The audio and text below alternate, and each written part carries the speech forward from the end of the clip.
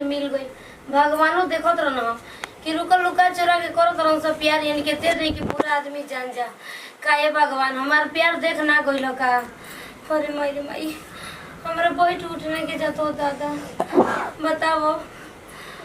इतना हमार दू गो तीन गो लड़का लड़की बोलन से तो ना ओनी में इतना दर्द ना भइल ये ना कहला चोर के ना यही से ना भगवान। अरे बाप रे बाप ओनी में इतना दर्द ना भइल जौन पाहुन हमरा के को दियनी न समझ में नहीं किया चोरी का के कुल ही कुल होकेला भगवान कहना कि ले चोरी चुपे करत तरी तो कैसन कह देतनी न कि पूरा तोर पतो तोर लड़की लड़का मरद सब जान जे सब बताओ ये भगवान बूढ़ा जानी तो का कोई हम कौन मुंह दिखाई। अरे बाप रे बाप इतना बर्दाश्त नहीं होती इतना दुख आता का कोई फोनो नहीं न करत क्यों कर ले कोई। आयो दादा गर्मी वही मान के दर्द वही मान के बेचारा प्यार करे के को लेन लेकिन एको बार खबर ना लेबेलन कि हाँ कैसे बिया कैसे ना। अरे आजकल सब स्वार्थी बाटे सब मतलब के स्वार्थी बा फोन करत देखी कहाँ पाड़ो कुछ समझ में नहीं के हो तो भगवान का पारो में कितना दर्द हो गइल बा का करे मैं छोट मोबाइल बा तो यही से ना फोन करम के कर बोर्ड मांगे जाई फोन लगाई। आई हो भाई हेलो हेलो काजी कहाँ बानी घर है ये बताई बोली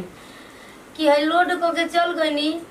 हाँ। अब के समारोह देखो तो देखी बाबो तनी हम खाली पाई ताई तनी प्यार ना करे लगनी मने ओकर हमरा के सजा दे दियानी ना। अच्छा ठीक बा खाली होतन तो आवत तनी देखी ई मत कही कि खाली होतन त आवत नहीं अब हमरा से दर्द परहेज होत बा ना। हां तो दवाई लेके आवत तनी दर्द वाला। अरे हो भगवान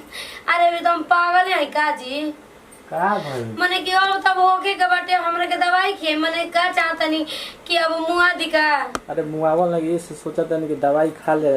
तो ठीक हो। हम कुछ नहीं कि जान तो बस रह रहे आई अब हमारा से दर्द सही के कहतनी परहेज नहीं के हो तो हम आई तो दर्द या दूर हो जाई। अब कुछ करी हम नहीं जानते हम कुछ जानते नहीं कि आइम कि ना भी बताई। रवो गजब बानी रवो तो आई तो लिपस्टिक मार के मारी इंजेक्शन में दिखावत रहनी। अच्छा ये बताई जब हमारे हुए सिंगार बाटे तो हम लिपस्टिक मार देन त का जरूरत रहे रो के आंख मार के आंख मोरनी तब सोचनी कि हमसे प्यार करतनी रोवे न मारो तनी अतना लागो तनी देखे में बुझाता कि 18 बरिस निहल लागो लड़की में मने हाय देखम कि हमरा के देखम हां का चाहतनी मुआवल चाहतनी ना मुंह कहे के को मिनट में आज मी बताई। आई अरे बाप रे कैसे आइम जी आई वो गाड़ी से जल्दी आई ठीक बा रखतनी ठीक बा ये पूजवा का ये बेचारी तो हर कम से कम तो के तो पूछे के चाहिए हां बोला बताऊ हटा बोला आया अरे मोल हमर कोड़वा तो मोल टूटो तो फाटो तरे यार तरे हमरे खाता कुछ धीकल पकल बना के दो सरे का खोई तनी कुछ दे ना तनी चाहवे बना के अरे हमरा के कोई लिए माना करत रहनी ना कि बाबूजी के लगे मत जो तेल लगावे खातिर तो दौड़ दौड़ के जात रहलिए तो बैठ के अरे विपत्ति अरे तो की सब बात बोले वाला रे अरे तो मां तारी की ये कुल कहल जाला दौतिया में हो खाइबी तो का करी जा तो पतोइया जानी तो का करी तो ये द्वारा के जानी उ नहीं के जानो तब का करी गलती हो गई तो हमसे ओ बुढ़ावा के हम कहम कि जाओ तू खेते में रहियो तू परोरे अगोर बाकी परोरा ना वो गोरी कोई कि तोरे के अगोरम अब अगोरो गोरू तू चल जो तेल लगा अरे बताओ चल का खाइबी बनाई अरे तनी चाय बनाओ जो तनी गैस पे बैठाऊ चल जल्दी जो आया अब का कही कि दामाद कहो आए दामाद के कोई के तू लेबे के बाटे हमरा तो डर लगता कि जान मत जाऊं सही तो कह कि बूढ़ा माने बात बचल बा लेकिन अब बूढ़ावा से हम का जवाब देंगे भगवान का हमको ही। अच्छा चलो वही तरह देखो तनी कोई देखो बोलैले बाड़ी बटिला भरी बा भूखे के बा हम बोलैले बाड़ी अब जा तनी देखल जाओ कैसे का करल जाओ चलो देखलिए जाओ कोई बाटी के भरी। अच्छा चलो अगर डॉक्टर की यहाँ से रह के हमू सीख ले बानी कुल चीज तो जानिए कोई नहीं अब आस्ते आस्ते होइए ट्रेंड होइए कोई नहीं चलो अपन ही देखो का कइल जाई अब बोला तो देले बाड़ी चलो बताओ ऐसा घर में कर दिया नी नया रहे तो नया आदमी बुढ़ाई में का जरूरी रहला ऐसा काम कइले हैं अब से के लड़का कराओ त नहीं तुमको लाज शरम होइए नहीं थे के लाज शरम धरा तड़ो अरे वही कहत नहीं बूढ़ी के कहत नहीं का बे अब हम का कही अब अखरे कने निकलत हम मुंह में से जाए दो बाबूजी के ना हो दूसरा के ना हो तो बाबूजी का तो मतलब समय है ही अरे तो जाए तो गलती हो गई बता वो का समय ना होला जाए तो खिसिया मत के खिसियात नहीं थी माई के देखभाल बढ़िया से कर देखभाल तब करही के बाटे ओसन कर देले बाटे करही के बाटे तो अभी देखा तो कि बैठ के बरबर आता देर से ई बुढ़ापा में लड़का करावत तड़ी अपन कहाँ ले हमार लड़का लड़की होई तो ये अपने करावत तड़ी तनको लाज शरम तो होइए नहीं कि घर में हम का करो तनी गाँव नगर का कोई थूकबे ना करी तनको शर्मे ना लगला कि हम का कोई नहीं घर में अरे वो बर्दाश्त नहीं कि वो दादा का नहीं कहाँ का करत रहना अपन मुंह पिटावत रहना उन्हें फोन कबे करबी कि आबो तो ये ना तो साली बोलावे कि रहो अरे माई रे माई ये पूजावा अरे बाप रे अरे बैठे नहीं जाता ये पूजावा अरे देख रे बर्दाश्त नहीं को तारा मार के लेके जाओ अरे हम हॉस्पिटल लेके जाओ सरी दादा हॉस्पिटल में का अरे बाप रे अरे गुड़ा होता कितना दर्द कर रहा था बाप रे ये सीधा करम कि ना अरे बाप रे तो ये ना दुखत रहे अरे का जरा पानी मग छिड़को तरी बाद में ठीक देखी लागत है ऐसा उम्र में का अरे करी बाप रे हमरे के लेके चल सरे कोई जल्दी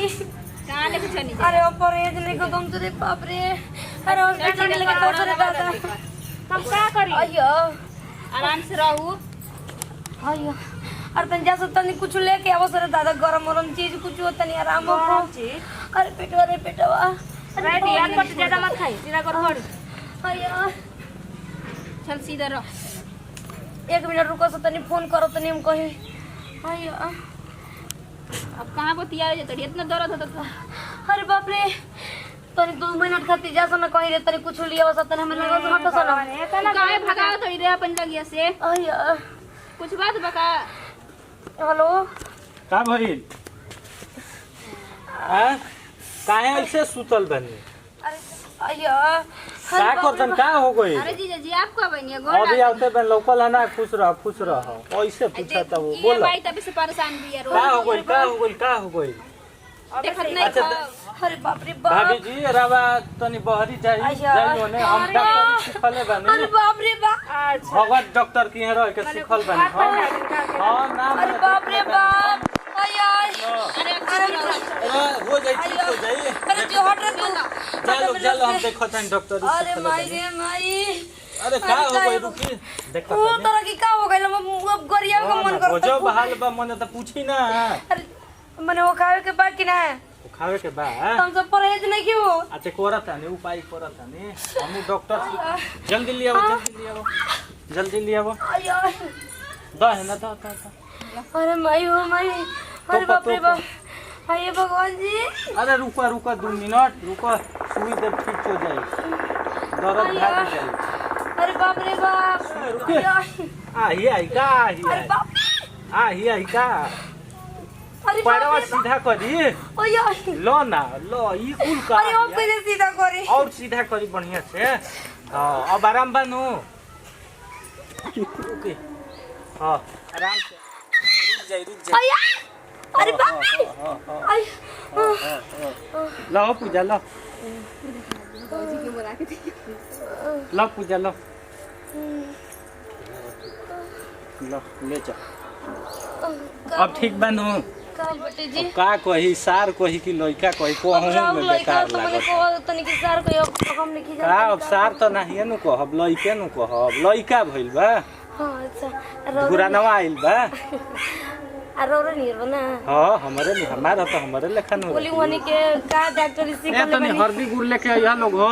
लियाओ तनी हरदी गुड़ लियावा तनी हां लियाओ जल्दी लियाओ आराम हो जाई पुना करो में भगवान जी अब गलती को पुना का है रवो एकदम आवत रहनी तो अब लिपस्टिक चुप रहिए अब तो बोलबे मत करी का है मान ली जौन बात तो बोलब ना कोई हमरा के घर में लिया चलो सब अच्छा चले जा तो ले आओ लोग हो ले जा लोग घर में